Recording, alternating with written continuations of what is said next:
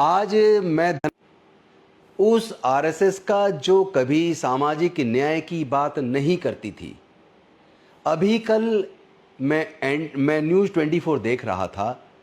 उसमें आरएसएस के एक नेता ने कहा कि जाति जनगणना होनी चाहिए, लेकिन उसका राजनीतिक इस्तेमाल नहीं होना चाहिए। देर से ही सही, लेकिन एक रणनीतिक परिवर्तन अपनी सोच में आरएसएस ने किया है।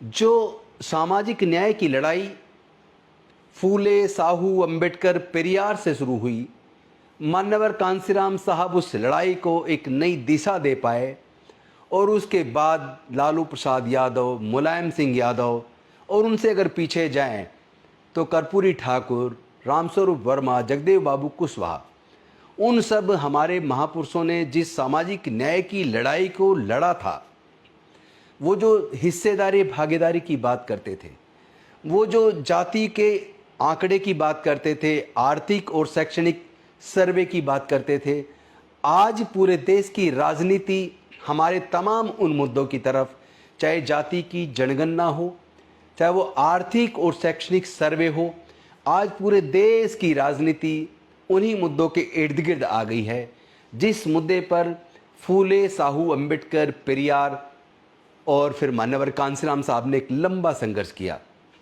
तो मुझे खुशी है कि आरएसएस ने एक रणनीतिक परिवर्तन किया है, लेकिन उन्होंने कहा कि जाति जनगणना तो हो, लेकिन उसका राजनीतिक फायदे के लिए ना हो।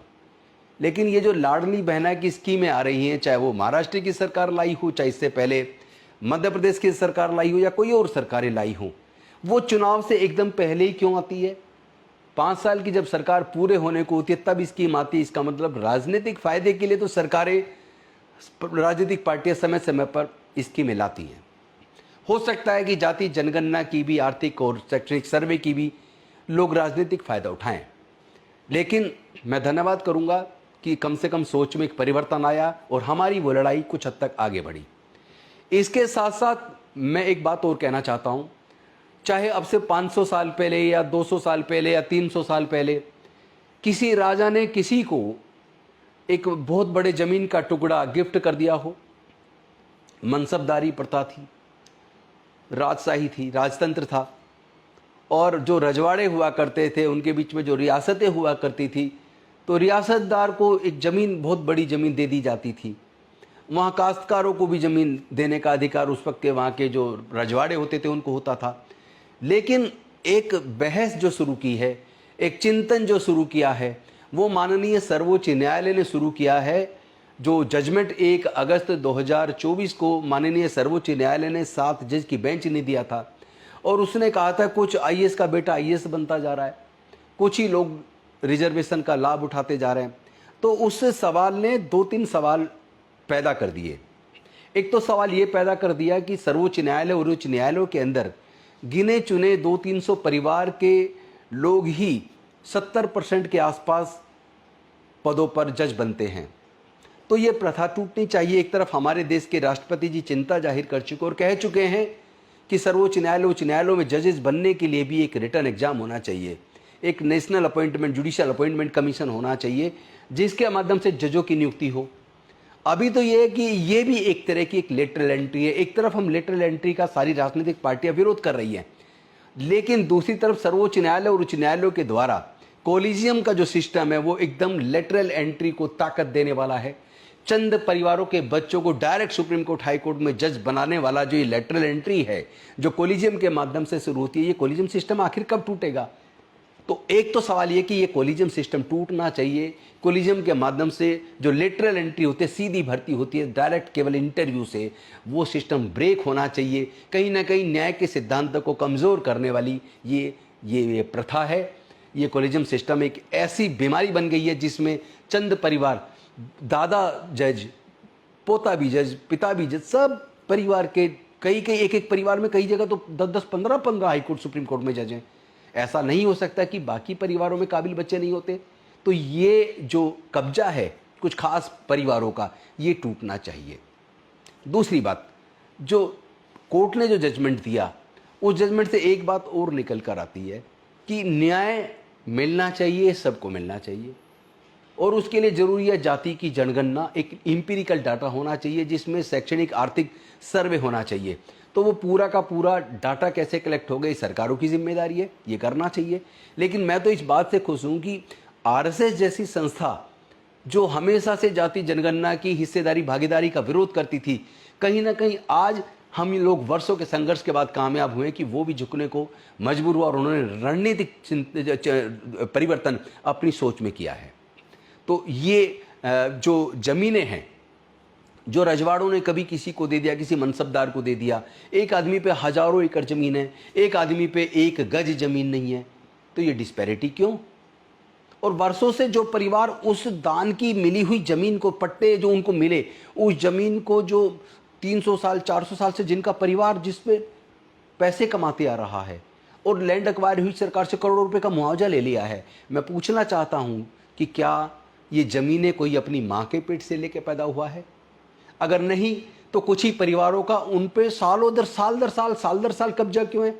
तो देश के सारे प्राकृतिक संसाधनों पर मालिकाना हक किसी व्यक्ति का नहीं होना चाहिए, बल्कि देश की सरकार इन सभी प्राकृतिक संसाधनों की मालिक होना चाहिए और इन प्राकृतिक संसाधनों का विकेंद्रीकरण भी पूरे देश के सभी समाजों में समान रूप से करने की जिम्मेदारी भारत के संविधान के आर्टिकल 37 और 38 में जो राज्य के नीति निर्देशक तत्व है, जो डायरेक्टिव प्रिंसिपल स्टेट पॉलिसी है, जिसमें स्टेट गवर्नमेंट्स को और सेंट्रल गवर्नमेंट को डायरेक्शन देने की बात की गई है कि देश के प्राकृतिक संसाधनों का सभी वर्गों में समान रूप से वितरण हो।